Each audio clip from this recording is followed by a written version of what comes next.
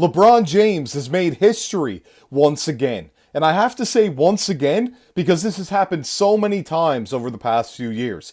Hearing LeBron break a record seems to be something that can happen almost monthly. And it just goes to show at what level of a basketball player he truly is and what he has done to shape the NBA since joining it in 2003 to 04. I'm your host, Joey Mercer. This is another episode of Joe Mercer Sports Podcast. And before we get into it there today, I just want to tell everyone that's watching this video to make sure that you're subscribed to the channel. Make sure to go down below, hit that subscribe button, turn on the bell for notifications, and every single time we upload, you'll be able to stay up to date with our takes on the NBA, as well as everything that you need to know to stay up to date with the NBA on the news that drops.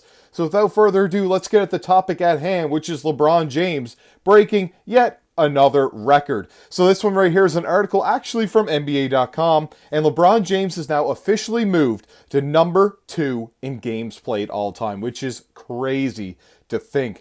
By playing in Wednesday's game versus Dallas, he actually moved ahead of Kareem Abdul-Jabbar on the all-time list. And when we look at Kareem, when he was at that stage in LeBron's career, they looked like two completely different people. Kareem looked like very weathered at that point in time. He looked very old. LeBron, still very spry at his age. He's still able to do it. He joked about that lob from Austin Reeves, saying it was going to take him back 3 days, but I think it's all jokes with the way that he plays on the court. He's still got lots left in the tank, and it's only going to be more history to be made from him going forward. This one right here starts by saying LeBron James, the NBA's all-time leader in scoring and minutes played, moved closer to another all-time spot on Wednesday night. He's now played 1,561 career games. Crazy number. And that happened in a 112-97 win over Dallas, moving him past Kareem Abdul-Jabbar for sole possession of second place on the NBA list.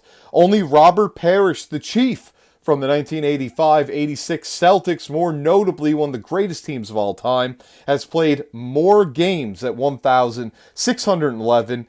And that's 40 years old now for LeBron James. I believe Parrish was 43 or 44. Don't quote me on that when he played his final game in the NBA. Kind of having some seasons with limited games played after the early 90s going here and there. But LeBron has been steady since the 2003 to 04 season, being drafted, of course, first overall by the Cavs in 2003. It was his 418th game in 7 seasons with the Lakers, after 849 games with Cleveland and 294 with Miami. Everybody forgets how short the Miami stint really was. Only a few seasons there. I mean, he signed with the team for the 2010-11 season when that decision happened in the summer of 2010, and left the team after the 2013-14 season to go back home to Cleveland. The boy from Akron joining them once again at the time, and then of course brought a title to Cleveland in 2015-16 after coming back from a 3-1 NBA Finals deficit, which never happened before in NBA history, to beat the Golden State Warriors. We can see here now, also it says in this article, earlier this season, James entered the top 5 in games played on November 16th, and needs 51 games to move ahead of Parrish for the top spot. Not a lot of games. If he plays next season, he will break that record as well. Might as well, if you're LeBron, break all the records, right?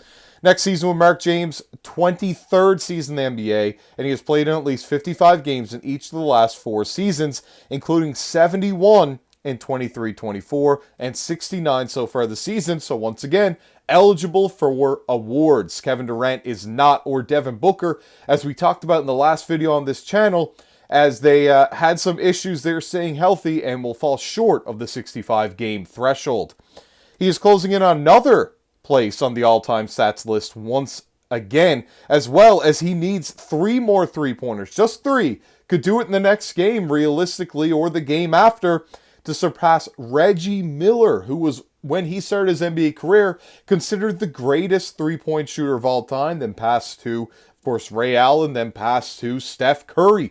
But now we've got LeBron James passing Reggie Miller, and it's going to happen most likely this regular season. Just a few games left, but I think he can do it. If not, it'll be the very beginning of next season. It's not going to take LeBron very much time to break that record. That would be number 6. Yes, 6th. Oddly enough, his number on the Miami Heat, as well as the Olympics. all-time on three-pointers made. Funny enough for a guy that people considered couldn't shoot for a very long time. Lakers have 2 games left in the season and are already assured a playoff spot, which may mean the team will rest James as the 2024-25 season wraps up. I don't think so. I think they're going to try to make history with him beating out Reggie Miller for that record this season. That would be pretty crazy to see with people on the radar about that. But even if they don't, they do decide to rest him for the last 2 games, which would be smart. For the postseason, we'll see him making even more history at the start of the 2025-26 season. Crazy, a 23rd season just around the corner for LeBron James as him and Luka look to contend along with Austin Reeves, Rui Hachimura, and others in this postseason. That's all I've got to say here on this topic. Let me know what you think of it down below in the comments section. Make sure to like the video, subscribe to the channel, and as always, this has been your host, Joey Mercer, and I'll see you all in the next video.